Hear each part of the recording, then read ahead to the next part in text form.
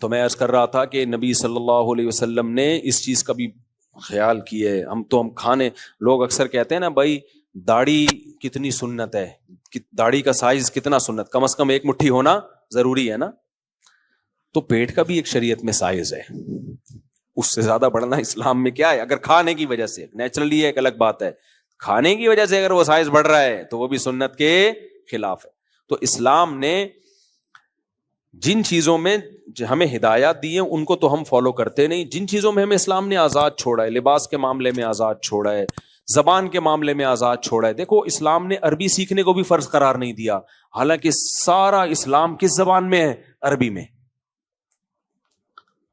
تو عربی کو فرض عین نہیں قرار دیا, فرض کفایہ قرار دے دیا کہ بھائی چند لوگ عربی سیکھیں گے, وہ علم حاصل کریں گے, باقی لوگ ان سے دین کا علم سیکھیں گے. تبھی تو علماء نے قرآن کے اردو میں, فارسی میں, انگلش میں, سندھی میں ترجمے کیے نا, تاکہ جن کو عربی نہیں آتی ان کو قرآن سمجھ میں آئے. لیکن عربی سیکھنا فرض عین نہیں قرار دیا گیا, اس لیے کہ امت حرج میں مبتلا ہو جاتی. بھائی ہر ایک کی اپنی زبان ہوتی ہے, تو اللہ نے کہا جس کی جو مدر لینگویج ہے وہ رکھے, اگر وہ نہیں چھوڑتا قیامت میں اس کو کوئی گناہ نہیں ہوگا. ہر قوم کی اپنی زبان ہوتی ہے, اگر تم سندھی بولتے ہو بولتے رہو ساری زندگی, اللہ قیامت میں یہ نہیں پوچھے گا تم سندھی تم نے چھوڑ کے عربی پہ کیوں نہیں آ گئے, ٹھیک ہے نا. اگر تم پنجابی بولتے ہو بولتے رہو ساری زندگی. کبھی کسی عالم نے کہا پنجابی چھوڑ کے عربی سیکھنا فرض ہے؟ کبھی بولا؟ تو جب عربی سیکھنا فرض نہیں ہے تو اور کون سی زبان سیکھنا فرض ہو گیا؟ تو اللہ نے سندھی کو بولا بھائی تم سندھی بولتے ہو, تمہاری یہ اللہ کی بنائی ہوئی زبانیں ہیں, پنجابی, سندھی, اردو, پشتو, سرائکی, صحیح ہے بھائی. ہاں سندھیوں میں کچھ لوگوں کو عربی سیکھنا پڑے گی, پنجابیوں میں کچھ لوگوں کو عربی سیکھ کے عالم بننا پڑے گا. عالم بننا وہ فرض کفایہ ہے, چند لوگ سیکھیں گے تاکہ وہ اپنی قوم میں دین کی دعوت اور تبلیغ کا کام کر سکیں. وہ عربی میں علم حاصل کریں, قرآن و سنت کو سمجھیں, اور پھر سندھی میں, پنجابی میں, انگلش میں, اردو میں اس کے ترجمے کر کے. اب ہم نے جتنی کتابیں پڑھی ہیں عربی میں پڑھی ہیں, تو پہلے ہم نے عربی سیکھی نا, تو اب میں جو تقریر کر رہا ہوں وہ عربی میں کر رہا ہوں کیا؟ وہ ہم اردو میں کر رہے ہیں. تو ہر زبان میں چند علماء کا ہونا جو عربی سیکھیں وہ فرض کفایہ ہے, تاکہ وہ اپنی قوم میں اس زبان والوں میں دین کی دعوت کا کام کر سکیں. اللہ کا پیغام جو عربی میں نازل ہوا وہ اپنی زبان میں ترجمہ کر کے ان کو بتائیں. تو اللہ نے چند لوگوں پہ تو واجب قرار دیا, سب پہ اس کو واجب قرار نہیں دیا, کیونکہ اسلام کسی کلچر کے, کسی زبان کے خلاف بولو نہیں ہے. بلکہ آپ حیران ہوگے, بعض لوگ جو کہتے ہیں انگلش سیکھنا حرام ہے, ابھی بھی کچھ ایسے بعض لوگ موجود ہیں. آپ حیران ہوگے جب اسلام دنیا میں پھیلا ہے نا, تو ایسا کہیں بھی نہیں ہو کہ دوسروں کو مجبور کیا ہو کہ آپ ہماری زبان سیکھو, بلکہ دوسری قوموں میں اتنا اسلام پھیلا کہ وہ زبانیں اسلام کی زبانیں بن گئی. آپ کو میں اردو کے بارے میں رپورٹ پیش کروں, یہ اوتھینٹک رپورٹ ہے. اردو ابھی مسلمانوں کی زبان سمجھی جاتی ہے, حالانکہ اس کو پروموٹ انگریز نے کیا ہے. نہیں آئی سمجھ میں بات؟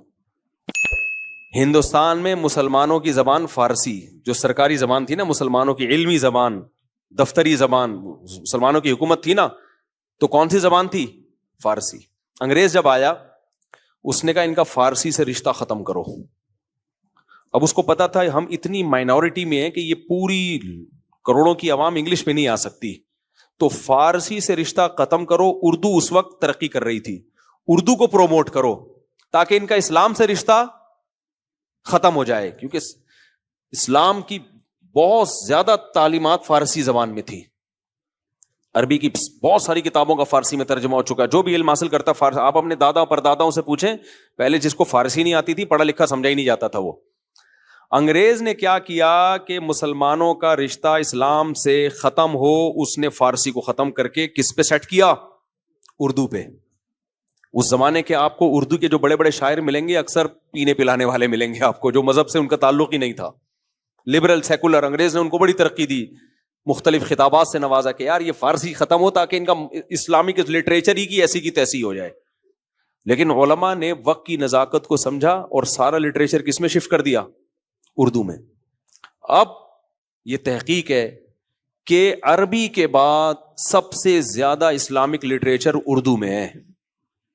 اب اسلام کی عربی کے بعد سب سے بڑی زبان کون سی ہے؟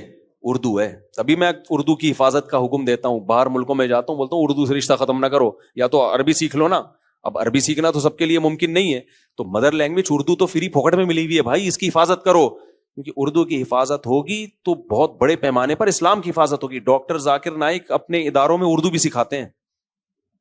یہ ڈاکٹر ذاکر نائک سے بھی, یہ تو ویسے ہی مشاہدے پر مبنی حقیقت ہے. مولانا ابو الحسن علی ندوی رحمۃ اللہ علیہ بنگلہ دیش گئے جب پاکستان ٹوٹا, انہوں نے کہا دیکھو تم نے پاکستان سے الگ ہو گئے, لیکن دشمنی میں ایسا نہ ہو کہ اردو سے رشتہ ختم کر دو, کیونکہ اردو اگر تم نے چھوڑ دی نا تو پھر اسلام کمزور پڑ جائے گا یہاں پہ, کیونکہ سارا لٹریچر, ساری علماء کی تقریریں, فتوے اور تحقیقات اور تفاسیر وہ کس زبان میں ہیں, وہ اردو میں آ چکی ہیں. تبھی بنگلہ دیش میں اب تک مدرسوں میں اردو پڑھائی جا رہی ہے. میں برما گیا, ان کی زبان برمی ہے, علماء کو اردو آتی ہے, عربی تو آتی ہے, اردو بھی. میں نے کہا بھائی کہاں, بھائی تو مدرسے میں سیکھی ہے. امریکہ گیا, جو بچے وہیں پیدا ہوئے ان کو تو اردو سے کوئی تعلق ہی نہیں ہے, لیکن مدرسے میں پڑھے ہوئے ان کو اردو آتی ہے. بہت سارے مدارس میں افریقہ میں کالے اردو بول رہے ہیں, میں نے ولاگ میں بھی لے کر آیا ہوں, میں بالکل کالے وہاں کے افریقن, ان کی زبان یا تو انگلش ہے یا کوئی اور زبان ہے, اردو پہ بول رہے ہیں. ہم نے کہا بھائی تو نے اردو, کہتے ہیں ہم عالم بننے کے لیے ادھر مدرسے میں آئے تھے, تو انہوں نے اردو بھی سکھا دی ہم کو. تو بہت سارے مدارس اس وقت اردو جو پروموٹ ہوئی ہے نا دنیا میں, 3 چیزوں سے ہوئی ہے. نمبر 1 تبلیغی جماعت سے, پوری دنیا میں اردو کو پھیلا دیا. نمبر 2 دینی مدارس, اور تیسری چیز اچھی نہیں ہے, وہ ہے بالی ووڈ. سمجھ رہے ہو, ان کی فلموں نے اردو پوری دنیا میں پھیلا دی. وہ کہتے تو یہ ہے کہ ہندی ہے, لیکن ماہرین کہتے ہیں وہ ہندی نہیں ہے کیا, وہ نفرت سے انہوں نے اس کا نام ہندی رکھا ہوا ہے تاکہ اردو سمجھیں گے تو وہ پاکستانیوں کی حال ہے کہ بھائی اردو تو انڈیا کی زبان ہے. اصل اردو کا جو مرکز ہے وہ کراچی تھوڑی ہے, اردو کا مرکز تو لکھنؤ ہے. تو انڈیا والوں کو تو اردو سے زیادہ محبت کرنی چاہیے کہ یار ہمارے ملک سے پیدا ہوئی ہے یہ, لیکن وہ بس پاکستان تو دشمنی میں اپنی اولادوں سے بھی انہوں نے لا تعلقی کا اظہار کر دیا. تو ان کو تو زیادہ پروموٹ کرنا چاہیے اردو کو, کہ تمہاری تو فلمیں اردو میں ہیں بھائی, ورنہ کو دیکھے گا کون. تو لیکن اب جو بڑا کردار ہے نا تبلیغی جماعت کا اور دینی مدارس کا, میں بہت دنیا میں گیا ہوں, ہر جگہ اردو لازمی. وجہ اس کی وہ کہتے ہیں یار اردو سے رشتہ ہوگا تو ان کا علماء سے رشتہ ہوگا. عربی تو ہے, فرسٹ نمبر پہ تو بہرحال عربی ہی ہے. تو عربی کے بعد سب سے بڑی زبان اردو ہے اہل اسلام کی, مسلمانوں کی, کیونکہ اردو بہت بڑی زبان ہے. اگر اردو اور ہندی کو الگ الگ نام نہ دیا جاتا نا, ہندی بھی اصل میں اردو ہی ہے, ڈرامے بازی کر کے اس کو خام خام الگ رکھا ہوا ہے, رسم الخط چینج کر کے, ورنہ وہ دونوں ایک ہی زبان ہے. تو اگر ان کو الگ الگ نام نہ دیا ہوتا نا, گورا بڑی شرارتیں کر کے گیا, توڑ تاڑ کے گیا طبیعت سے ہم لوگوں کو, ہندو مسلمانوں کو نا اس نے زبان میں بھی توڑ دیا. تو اگر یہ نہ توڑتا نا تو یہ ایک ہی زبان, چاہے اس کو ہندی کا نام دے دو چاہے اردو کا نام دے دو, تو یہ دنیا کی چائنا سے بڑی زبان ہو جاتی پھر یہ, کیونکہ اتنی بڑی آبادی ہے. انڈیا, پاکستان, بنگلہ دیش, تینوں ملکوں میں اردو سمجھی جاتی تھی. تو آپ بتاؤ ان تینوں ملکوں کی آبادی ملا کے چائنا سے زیادہ ہے یا نہیں ہے؟ تو اس کو 2 خاصیتیں, نمبر 1 دنیا کی دوسرے یا تیسرے نمبر کی سب سے بڑی زبان ہوتی, نمبر 3 چائنا بڑی زبان تو ہے, پھیلی بھی نہیں ہے, صرف چائنا میں ہی ملے گی آپ, جبکہ اردو ناروے میں بھی, امریکہ میں بھی, جاپان میں بھی. بھائی میں حیران ہوتا ہوں, دنیا میں کسی جنگل میں بھی چلے جاؤ وہاں کوئی انڈین پاکستانی موجود ہوگا, اردو بول رہا ہوگا. حرم میں چلے جاؤ شرطے اردو بول رہے ہوتے ہیں. دبئی میں اتنی زیادہ اردو اسپیکنگ گئے ہیں نا کہ اب تو شرطے اور عربی بھی بہت سارے الفاظ اردو کے بول رہے ہوتے ہیں. لیکن ہمارے حکمرانوں نے اتنی بڑی, اتنی خوبصورت اور اتنی پھیلی ہوئی زبان کے ساتھ نفرت کیسی کی ہے, واٹ لگا کے رکھ دی اس کی. دفتروں سے نکالا اس کو زبردستی, عدالتوں سے نکالا اس کو زبردستی, اب تھانوں سے بھی نکال رہے ہیں, اب رپورٹیں بھی انگلش میں ہی کٹیں گی. تو بالکل ایسا سوتیلا پن کیا جو دنیا میں کوئی قوم اپنی زبان کے ساتھ ایسا سوتیلا پن, یہ ہے غلام قوموں کی غلامانہ سوچ. یہ خدا کی قسم انگریز کی یہ زبان ہوئی ہے, جرمنی والوں کی ہوتی نا وہ جان دیتے تھے اس زبان پہ. اتنے سے ملک یورپ لے کے بیٹھا ہوا ہے چھوٹی چھوٹی سی, وہ اپنی زبانیں چھوڑنے کے لیے تیار نہیں ہے. اور ہماری زبان انڈیا, پاکستان, بنگلہ دیش, برما میں سمجھی جا رہی ہے, جو چائنا کی آبادی سے زیادہ پوری دنیا میں پھیلی ہوئی زبان. اور اس کو پہلے تو ہم نے ہندی اور اردو الگ الگ نام دے کے ڈیوائڈ کر دیا, اور اس کے بعد ہم اس کی حفاظت نہیں کر رہے, سکھا نہیں رہے ہیں. یونیورسٹیوں میں اس کے ساتھ ایسا سوتیلا پن, تو دل خون کے آنسو ہوتا ہے جب لوگ آتے ہیں نا ہم سے इंग्लिश जो रोमन में उर्दू लिखी हुई होती है, लगता है अलिफ बे ते से भी अब आहिस्ता आहिस्ता पब्लिक भूल रही है। कहता हूँ यार उर्दू तो उर्दू में लिख ले मेरे भाई। कहते हैं हमें आती नहीं है। अबे तूने मास्टर कर लिया, तुझे क्यों नहीं आती? उर्दू तो लाजमी है। तो कह रहे हैं वो कर तो लिया, फर्रों से कर लिया हमने। तो फर्रे में भी तो कुछ लिखा होगा ना, लिखना कैसे भूल गए? अबे उर्दू का पेपर फर्रा तो समझते ही होगे ना। नकल से भी अगर तुमने उर्दू का पेपर हल किया है तो भी तो उर्दू में ही लिखा होगा ना, तो लिखना तो आना चाहिए। नहीं जी लिखना भी नहीं आता। तो तूने बीए कैसे कर लिया?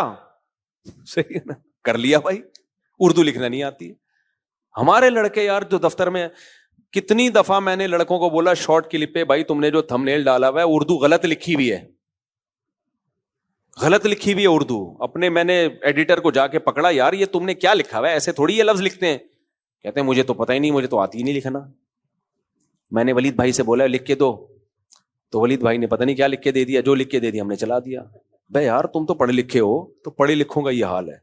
तो ऐसा सोतेलापन दुनिया में कोई इज्जतदार कौम अपनी जबान के साथ, ये गुलाम कौमों की आदत होती है, इज्जतदार कौमें ऐसा नहीं करती। और सुप्रीम कोर्ट ने तो लॉ भी पास किया हुआ है उर्दू की हिफाजत, तो लॉ पे भी अमल नहीं हो रहा। खैर हम कहां उर्दू की तरफ निकल लिए, तो हम अपने बयान की तरफ वापस आते हैं। जल्दी से समेटता हूं मैं, क्या कह रहा था मैं? हाँ, मैं बात कर रहा था कल्चर की। तो शरीयत ने किसी को अपनी जबान छोड़ने का नहीं कहा कि सब अरबी ही सीखो, नहीं भाई, इस्लाम तमाम कौमों के लिए, तमाम जबानों के लिए। तो सब कौमों में जो कल्चर है रखें, बस कुछ हिदायत इस्लाम ने दे दी हैं कि उन हिदायत से दाएं बाएं जाने की इजाजत नहीं है। मैं बयान क्या कर रहा था, कहां से कहां निकल गए हम लोग?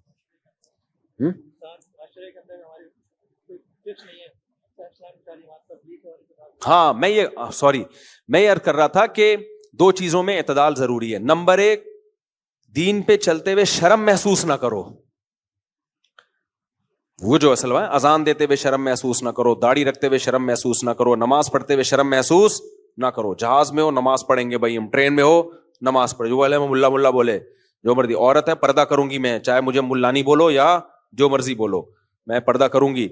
लेकिन दूसरी तरफ एक एक्सट्रीम लेवल ये भी है कि बाज लोग इतने मुस्तगनी हो जाते हैं कि नमूने बन के भी उनको शर्म नहीं आ रही होती, वो नमूने बने हुए होते हैं।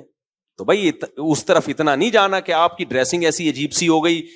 तो भाई आप इस्लाम का ऐसा इमेज ना लोगों के सामने लेके जाओ कि लोग इस्लाम के करीब आने के बजाय दूर होना शुरू हो जाए।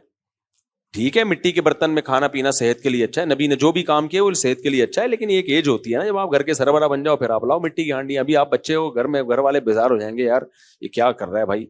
और रिश्ते वाले को जब पता चलेगा तो वही रिश्ता देगा। तो ये दो इंतहाएं हैं जिसके बीच में हमने बोलो चलना है।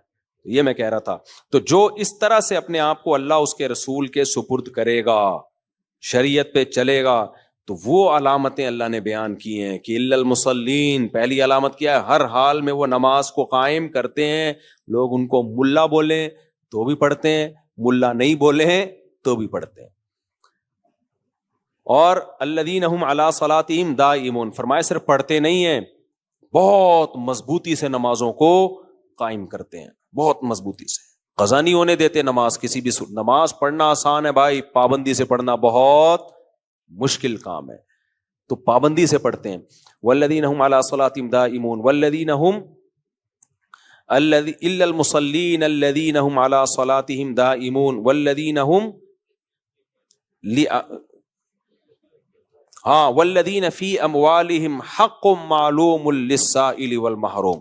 आपने देखा कुछ लोग नमाजी होते हैं, पैसों के लेन देन में गड़बड़ी होते हैं। दुनिया की मोहब्बत, पैसे की मोहब्बत बहुत होती है। मैंने ऐसे बाज लोग देखे, उसे हज नमाज रोजा सब चल रहा है, पैसा जेब से नहीं निकलता उनके। रिश्तेदार भूखे मर रहे हो, पड़ोसी भूखे मर रहे हो, पैसे पे सांप बन के बैठे हुए होते हैं। तो अल्लाह ने क्या फरमाया, ऐसा नहीं है, दौलत से मोहब्बत नहीं करते, बल्कि उनके माल में जो मुस्तहिक लोग होते हैं ना, मांगने वाले, मुस्तहिक मांगने वाले, हर भिखारी को देना जायज नहीं है, जो वाकई मुस्तहिक हो, ऐसे मांगने वालों का और ना मांगने वाले जो मुस्तहिक हैं उनका हक होता है उनके माल में। वो कहते हैं भाई हम इन पर एहसान थोड़ी कर रहे हैं, अल्लाह ने हमें दिया इसलिए ताकि हम गरीबों का ख्याल करें, रिश्तेदारों का ख्याल करें, उनके पूछे बगैर उनको दे रहे होते हैं। अल्लाह को कंजूस आदमी बिल्कुल भी पसंद نہیں ہے.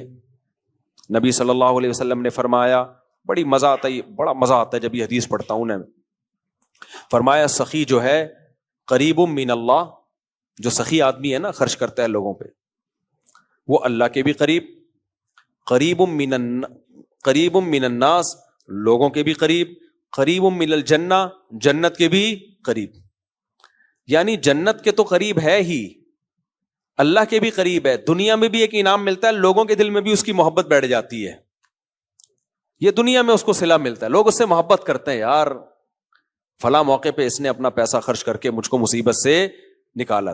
پیسہ خدا کی قسم ایسی چیز ہے نا, اگر آپ پبلک پہ خرچ کرنا سیکھ جاؤ, آپ کے جو مخالفین ہیں نا وہ بھی آپ کے دوست بن جائیں گے. میں تو اس پہ بہت سارے واقعہ سناتا ہوں نا. آپ کے خلاف کوئی بہت زیادہ بولتا ہے, لفافے میں 50 روپے ڈال کے ہدیہ دے دو, آپ دیکھو اسی دن سے چپ. آپ اس نیت سے نہیں دو, یہ تو میں اس نیت سے دینا تو ٹھیک نہیں ہے کہ احسان کرنا تاکہ وہ رشوت کہلائے گا نا یہ تو. لیکن ویسے اس میں طاقت بہت ہے, طاقت بہت. رشتہ داری جوڑنے میں جتنا روکھڑے کا دخل ہے اتنا کسی اور چیز کا دخل نہیں ہے. ایک بھائی دوسرے بھائی کو, بھائی بہن کو, رشتہ داروں کو آپ گفٹ دو پیسوں کی صورت میں, خوشبو کے ڈبے دے کے ٹائم ضائع مت کرو. تو اس سے کیا ہوتا ہے, ریلیشن مضبوط ہوتا ہے. خوشبو کے ڈبے اس لیے کہہ رہا ہوں, خوشبو ہر شخص اپنی مرضی کے, وہ تھینک یو تو کہہ دے گا, لیکن اس کو کیا کرنا ہے. میں نے دیکھا جن کو بھی کوئی خوشبو دو جو پسند آئے تو ٹھیک ہے, نہیں آئی تو وہ کیا کرے گا, پڑی رہتی ہیں خوشبوئیں. پیسہ دینا سیکھو. پیسہ آپ کو کمپنی میں, غریب کی بات کر رہا ہوں, غریبوں کو کیا دیا کرو, پیسہ. بکرے مت کاٹا کرو. آپ کو کمپنی میں اگر کمپنی کہے کہ ہم ہر مہینے آپ کو اتنے پرفیوم کے ڈبے دیا کریں گے اس کام کے بدلے میں جو آپ ہمارے پاس کمپنی میں کر رہے ہیں, یا ہم آپ کو 2 بکرے صدقے کے کاٹ کے دے دیا کریں گے, آپ بولو گے یہ بکرے بھی اپنے پاس رکھو, یہ ڈبے بھی, مجھے پیسے چاہیے کیش, میری مرضی میں بکرا خرید کے کھاؤں یا خوشبو خریدوں. تو جو اپنے لیے پسند کرتے ہو غریب کے لیے بھی وہ پسند کرو. اس لیے بکرے صدقے کے بکرے کے میں اس لیے خلاف ہوں, اس میں مقصد ہوتا ہے جانور کاٹنا, حالانکہ جانور کاٹنا عبادت صرف بقرعید میں اور عقیقے میں اور حج کے موقع پہ, باقی جانور کاٹنا کوئی عبادت نہیں ہے. اس سے کوئی بلائیں نہیں ٹلتی ہیں, خوب سمجھ لو. صدقے سے بلائیں چلتی ہیں تو اس کا مطلب بکرا کہاں سے آ گیا, تو صدقے سے ٹلیں گی نا, تو پیسے دو نا اس کو. تم بکرا کاٹ کے بلائیں ٹال رہے ہو, اس کا مطلب جاہلانہ عقیدہ ہے. بکرا کاٹنے سے تو نقصان یہ ہوگا کہ بکرے کی بددعائیں بھی لگیں گی جب بلا وجہ بکرا کاٹا جائے گا. ہمارے فرمایا کرتے تھے کہ لوگ بلائیں ٹالنے کے لیے, موت کے فرشتے کو بھگانے کے لیے بکرا کاٹتے ہیں. موت کا فرشتہ اتنا ہوشیار ہے, بکرے کی بھی جان لے جاتا ہے اور تمہارے بندے کی بھی جان لے جاتا ہے. کہتے چلو دیکھو, اور میں آ رہا تھا تمہارے مریض کی جان لینے کے لیے تھا, چلو بکرے کے بھی ساتھ میں لے جاتا ہوں, کام ہلکا ہو گیا اس کا. ٹھیک ہے نا. تو صدقہ پیسوں میں ہوتا ہے. ہاں کسی غریب کے بارے میں ڈر یہ کہ اس کو پیسے دیے تو چرس میں اڑا دے گا, بال بچوں والا ہے, ادھر ادھر گٹکے میں اڑا دے گا, تو پھر راشن ڈال دو. کیا خیال ہے بھائی, آٹا دال گھی کا ڈبے یہ لے کے ڈال دو. ہم زکاتیں رمضانوں میں بانٹتے ہیں نا, تو بہت سے لوگوں کو میں کیش نہیں پکڑاتا, مجھے ڈر ہوتا ہے کہ یار یہ پتہ نہیں کھا نہ جائے نا, گھر کا سربراہ ہے یاشی میں نہ اڑا دے. تو ہم کہتے ہیں بھائی آپ کو ہم کیا دیں گے, ہم راشن دیں گے, گھر کا ایڈریس دے دو, اس میں آٹا گھی دال. اب وہ بیچنا آسان نہیں ہوتا, گھر بچے بھی ہوتے ہیں, ابا ہمارا گھی کا ڈبہ کہاں لے کے جا رہے ہیں, تو اس میں تھوڑی انسان کو شرم آ جاتی. وہ ایک کنجوس آدمی دیسی گھی لے کر آیا, اس کے بچے بہت بولتے تھے ابا گھی چاہیے گھی چاہیے گھی چاہیے. کنجوس تھا, کم بخت کھلاتا نہیں تھا. ایک دن گھی کا ڈبہ لے آیا نا. اب آپ کو پتا ہے گھی کا جو ٹین ہے اس کے باہر بھی چکنائی ہوتی ہے نا اکثر. تو اس کنجوس نے بچوں سے بولا دیکھو جب تک باہر چکنائی لگی ہوئی ہے نا, باہر ڈبے سے روٹی لگا لگا کے کھاؤ, جب یہ بالکل ختم ہو جائے گی پھر ڈبہ کھولیں گے ہم. ایسے کنجوسوں کو میں کہہ رہا ہوں کہ ان کو پھر کیش اماؤنٹ نہ پکڑاؤ. تو وہ کنجوس کے بچے تھے, وہ بھی کیا کر رہے تھے, انسان کے بچے ہوتے, بولتے ابا تو خود ہی کھا لے. تو وہ کیا کر رہے ہیں, ڈبے سے لگا لگا کے کھا رہے. چمکا دیا اس کو نا انہوں نے. اب اس کو جانا تھا سفر پہ, اس نے کہ ایسا نہ ہو 1 مہینے بعد آؤں تو ڈبے کی واٹ لگی پڑی ہوئی ہو. یہ ڈبہ الماری میں بند کر کے چلا گیا, لاک کر کے, کہ جب میں آؤں گا تو کھلے گا. 1 مہینے بعد یہ آیا, بچوں سے پوچھا کمبختو تم نے ڈبہ تو نہیں کھولا, گھی تو نہیں کھول کے کھایا؟ انہوں نے کہا نہیں. کہتے پھر روٹی کیسے کھاتے تھے؟ ابا الماری سے لگا لگا کے کھاتے. تو ایسے کنجوس کو کیا دینے چاہیے پھر؟ اس کے گھر میں راشن ڈلواؤ بھائی، کیونکہ اس کو پیسے دو گے کھا جائے گا۔ اللہ تعالیٰ سمجھنے کی عمل کی توفیق عطا فرمائے۔